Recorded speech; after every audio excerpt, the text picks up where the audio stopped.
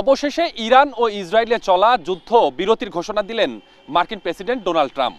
তবে এই যুদ্ধবিরতির ঘোষণা নিয়ে রয়েছে সংশয়ও। দর্শক, আমাদের কথার আজকের বিষয় এ নিয়েই শুনবো সাধারণ মানুষের মতামত। আপনাদের সঙ্গে আছি আমি স্বপন আহমেদ। তবে সাধারণ মানুষের মতামত জানার আগে এ বিষয়ে এটিএন নিউজে প্রচার হওয়া একটি প্রতিবেদন আমরা দেখতে চাই।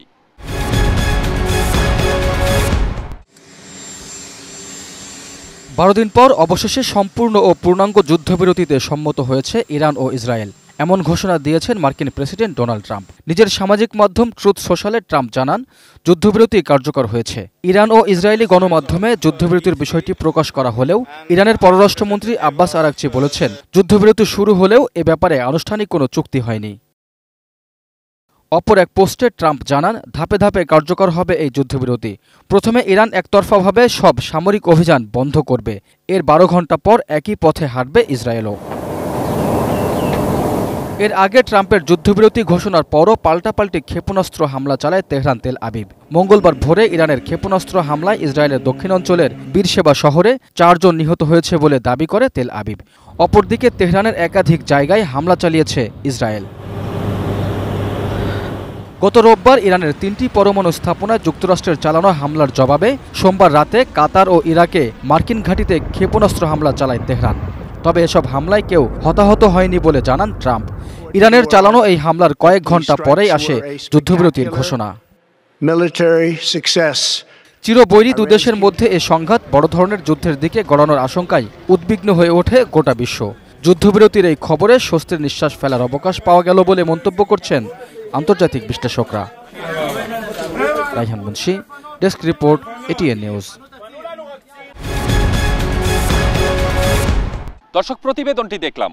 এবারে এ বিষয়ে সাধারণ মানুষ কি ভাবছে চলুন দর্শক আমরা জেনে নেই। যুদ্ধনীতির সবচেয়ে বেশি অবমাননা বা না মানার কাজটা যারা করে তারা হচ্ছে ওই মার্কিনিরা আর কি। তো ওরা মোটামুটি বিশ্বের সব জায়গাতেই একটা যুদ্ধ ছড়িয়ে দেওয়া, যুদ্ধ চারপাশে একটা যুদ্ধের আবহ তৈরি করে দেওয়ার মাধ্যমে ওরা নিজেদের যে স্বার্থটা সেটাই হাসিল করছে। তো এই জায়গা থেকে সংশয় প্রকাশ করার জায়গা আছে। কারণ এর আগেও যখন হচ্ছে ফিলিস্তিন ইসরায়েল ইস্যুতে যখন যুদ্ধবিরতির কথা বলা হয়েছিল তখন সেটা মানা হয়নি, যেটা একদমই যুদ্ধনীতির পরিপন্থী। এবং এইবারও সেরকম কিছু হতে পারে। এটা হতে পারে একটা ওদেরই একটা কাউন্টার অ্যাটাকের একটা গেম প্লে। আমেরিকা যেখানে নিষেধ করে ফেলছে, এখানে ধরেন এখানে আমেরিকার একটা স্বার্থ আছে। তো আমেরিকার নিষেধের উপরে গিয়ে আবার যুদ্ধ হবে না। কারণ ধরুন ওইখানে ফিলিস্তিন কিন্তু পাল্টা আমেরিকার সেনা ঘাঁটিতে অ্যাটাক করতে পারে না, এবার ইরান কিন্তু পারতেছে। তো এই জায়গায় গিয়ে যুদ্ধটা থেমে যাবে। যেখানে আমেরিকার উপরে অ্যাটাক আসবে সেখানে যুদ্ধ হবে না। এটাই চলছে আর কি দুনিয়াতে। ইরানের সাথে তারা আসলে সম্ভবত কিছু কূটনৈতিক কারণে তারা হয়তো সরাসরি সম্মুখ যুদ্ধে যেতে চাচ্ছে না, কিন্তু তাদের মধ্যে আসলে তারা হয়তো বা এটা পরবর্তীতে এখন হয়তো বা তারা যেন তাদের ভাবমূর্তিটা বিশ্ববাসীর কাছে ঠিক থাকে, এই জন্য হয়তো বা তারা একটা সাময়িক যুদ্ধবিরতির ঘোষণা দিয়েছে। কিন্তু হয়তো বা তারা কোনো অন্তর্কোন্দল ঘটিয়ে কিংবা ইরানের যেই নির্বাসিত আগের যেই রাজার ছেলে তার মাধ্যমে তারা একটা কূ ঘটানোর চেষ্টা করছে। তো হয়তো বা তারা এখন যুদ্ধবিরতিটা কি আসলেই আইওয়াস কিনা সেটা নিয়ে একটা প্রশ্ন থেকে যায়। ইসরায়েলের এই ধরনেরই একটি কুটচাল হতে পারে যে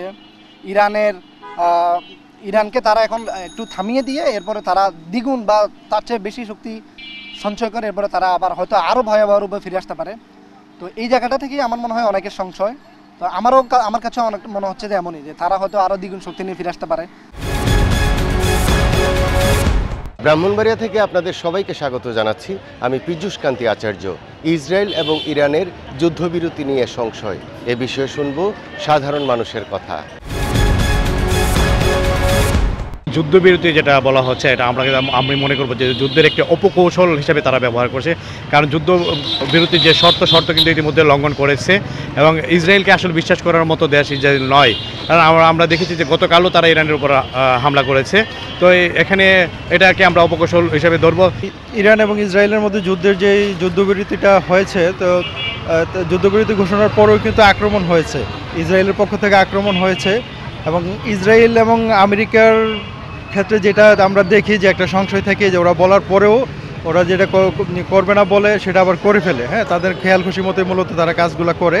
সারা বিশ্ব কি ভাবলো সেটা তারা তেমনটা মাথায় নেয় না। তো সেই হিসাবে আমি মনে করি যে ওরা যে যুদ্ধবিরতিটা করছে এটা হয়তো অন্য একটা কৌশল হতে পারে। ইসরায়েল এবং ইরানের মাধ্যমে যে যুদ্ধ হচ্ছে সেটা আসলেই ধ্বংসই বয়ে আনতেছে। তাই আমেরিকার মাধ্যমে আমরা দেখলাম যে যুদ্ধবিরতিতে তারা পৌঁছেছে। তার মধ্যে আমরা দেখতে পারতেছি ইসরায়েল গুপ্ত হামলা চালাচ্ছে। এই হামলার মাধ্যমে স্পষ্টই বোঝা যাচ্ছে যে তারা আসলে যুদ্ধবিরতি মানতেছে না।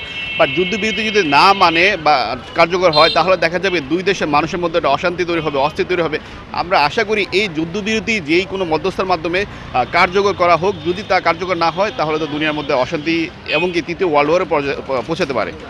আমরা চাই যে যুদ্ধবিরতি কার্যকর হোক, কারণ এই যুদ্ধের কারণে কিন্তু আন্তর্জাতিকভাবে কিন্তু যত জিনিসপত্রের দাম, বিশেষ করে তেলের দাম বৃদ্ধি পাচ্ছে, তারপরে বিমানের টিকিটের দাম বৃদ্ধি পাচ্ছে, বিমানগুলো বিভিন্ন দেশ হয়ে অন্যভাবে যাতায়াত করতে হচ্ছে, যার কারণে বাণিজ্যিকভাবে এবং সামাজিকভাবে আর্থিকভাবে সব জায়গায় কিন্তু একটা প্রভাব পড়তেছে কিন্তু এই যুদ্ধটা।